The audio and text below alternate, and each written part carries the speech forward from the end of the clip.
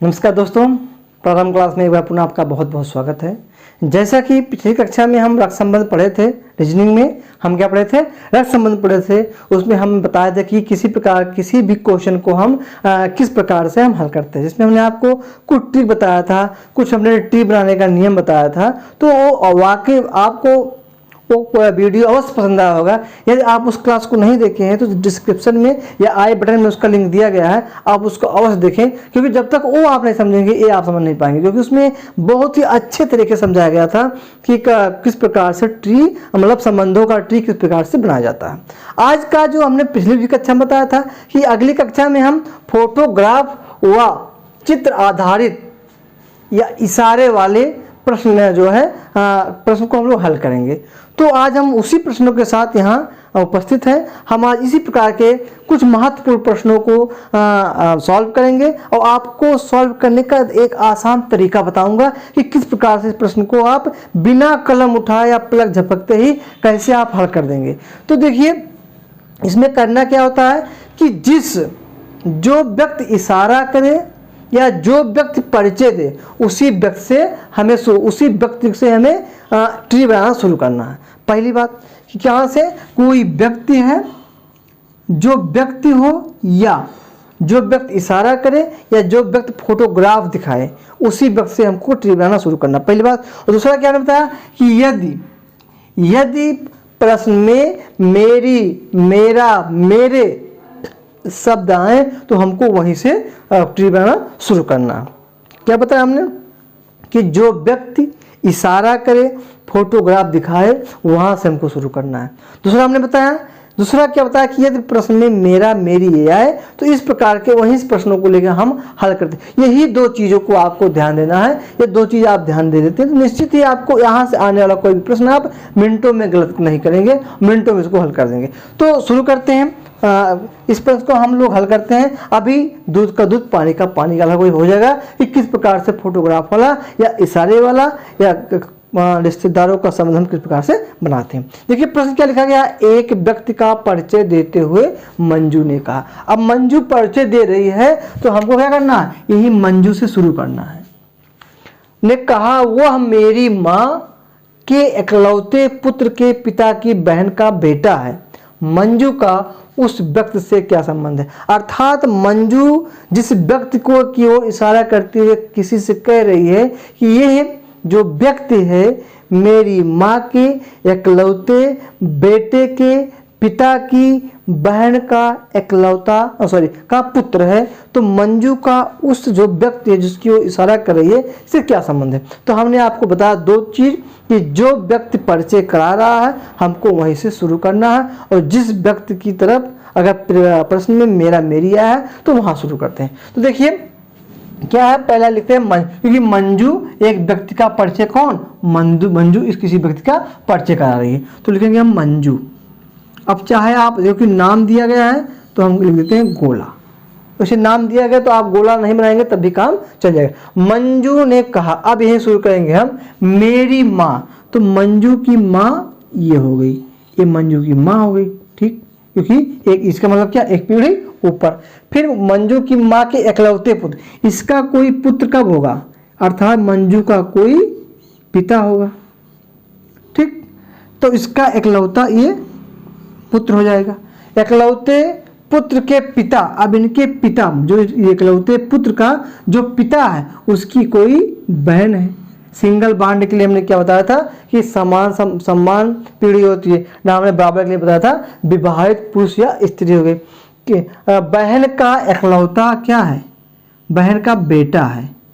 तो ये जो व्यक्ति है इसका मंजू के साथ क्या संबंध है। चार ऑप्शन देख लीजिएगा, भाई, चाचा, बहन और मामा। अब कह रहा कि व्यक्ति जो है मंजू का क्या है, या मंजू उस व्यक्ति का क्या है। मंजू जिस व्यक्ति का परिचय करा रही, तो अगर ध्यान से देखा जाए तो इसमें ये मंजू की क्या हो गई, फुआ हो गई, क्योंकि पिताजी की बहन क्या कहलाती है, फुआ। ये फुफेरा भाई हो गया। लेकिन इससे पूछ रहा है तो क्या होगा, ये मेरी बहन होगी, लेकिन इसमें मेरी बहन दी नहीं गई है, इसलिए ऑप्शन क्या शुरू होगा, बहन। क्या शुरू हो जाएगा, बहन। तो इसमें ऑप्शन में इसका उत्तर क्या हो जाएगा, बहन। देखिए फिर से हमने क्या बताया कि एक व्यक्ति का परिचय कराते हुए मंजू ने, तो ये मंजू है इस व्यक्ति का परिचय करा रही है और कह रही है कि ये जो व्यक्ति है मेरी माँ के इकलौते पुत्र के पिता की बहन है। तो मंजू का उस व्यक्ति के साथ क्या संबंध है। हम अगले प्रश्न पे आते हैं। अभी आप लोग एकदम 5-6 प्रश्न हम लोग हल करेंगे। 5-6 प्रश्नों में आपको पूर्ण रूप से एक टॉपिक, कभी भी गलत होने वाला टॉपिक नहीं होगा, या आपको कभी भी इस टॉपिक से प्रश्न गलत नहीं होगा। अगला प्रश्न है, प्रश्न देखिए क्या है। एक फोटो की ओर इशारा करते हुए एक पुरुष ने कहा कि वह फोटो, जिस फोटो की तरफ इशारा कर रहा है, मेरे, देखो मेरे आ गया, पिता के इकलौते पुत्र की पत्नी का बेटा है। पुरुष का उस फोटो से क्या संबंध है। तो एक कोई व्यक्ति है, या हम कह रहे हैं कि कोई पुरुष, पुरुष कह रहा है, तो हम क्या पुरुष से शुरू करेंगे। पुरुष से क्या करेंगे, हम शुरू करेंगे। कह रहा क्या कि पुरुष ने कहा कि ये जो फोटो है, ये जो फोटो यहाँ पे है, ठीक, ये जो फोटो है इसकी तरफ इशारा करते हुए क्या कह रहा है, क्या कह रहा कि मेरे पिता, चलिए इनका पिता हो गए, ये जो पुरुष के पिता हो गए, पिता के इकलौते पुत्र, इकलौते पुत्र हमें ये पुरुष ही होगा, की पत्नी की, चलिए पत्नी हो गए, की पत्नी, ये क्या हो गई, पत्नी हो गई। अब कह रहा पत्नी का बेटा है, क्या है, पत्नी का बेटा है जो कि फोटो में है, जो कि फिर क्या कह रहा है कि एक जो पुरुष है इशारा फोटो की तरफ इधर इशारा कर रहा है कि जो फोटो है मेरे पिता के इकलौते पुत्र की पत्नी का बेटा है। तो ये फोटो है और पुरुष से क्या संबंध है, देखिए पिता, भाई, दादा, मामा। तो क्या हो जाएगा, ये आपका हो जाएगा पिता। क्या आ जाएगा, पिता। फिर समझ लीजिए कि हमने क्या बताया कि जो व्यक्ति कह रहा है वहीं से हमें प्रश्न को शुरू करना है, और यदि प्रश्न में मेरे, मेरी, हमारी आए तो हमको वहीं से शुरू करना। तो इसमें क्या, मेरे पिता के, तो पुरुष का पिता का इकलौता पुत्र, इकलौता पुत्र पुरुष ही होगा क्योंकि उसके पिता के कोई संतान नहीं है। इकलौते पुत्र की पत्नी, देखिए पत्नी हो गई, उसका बेटा है जो फोटो में है। तो जो फोटो का पुरुष से क्या संबंध है, देखिए फोटो का पुरुष से संबंध है। एक व्यक्ति की ओर इशारा करते हुए महिला ने कहा कि उसके भाई का पिता मेरे दादा का इकलौता पुत्र है। महिला का उस व्यक्ति से क्या संबंध है। अब देखिए ये प्रश्न थोड़ा सा हटके है, इसमें देखिए, तो इसको हम हल करते हैं बहुत ही तन्मयता के साथ से, कि इसमें हमने कहा कि जो महिला कह रही है वहीं से हमको शुरू करना है, जो महिला कह रही है वहीं से हमको शुरू करना है। तो पहले देखते हैं हम महिला, कि कोई महिला यहाँ पे है, महिला, एक महिला है, वो इशारा करती है किसी व्यक्ति की तरफ। मान लीजिए यहाँ पे कोई व्यक्ति है, कोई व्यक्ति है और व्यक्ति की तरफ ये इशारा करती है और ये क्या कह रही है कि मेरे दादा, इनका दादा कौन होगा, पहले तो इनके कोई पिताजी होंगे, इनके पिता हो, फिर पिताजी के पिता क्या होंगे, इनके अब महिला का के दादा ये हो गए, ये क्या हो गए, ये दादा हो गए, और ये महिला क्या हो गया, पिता हो गया।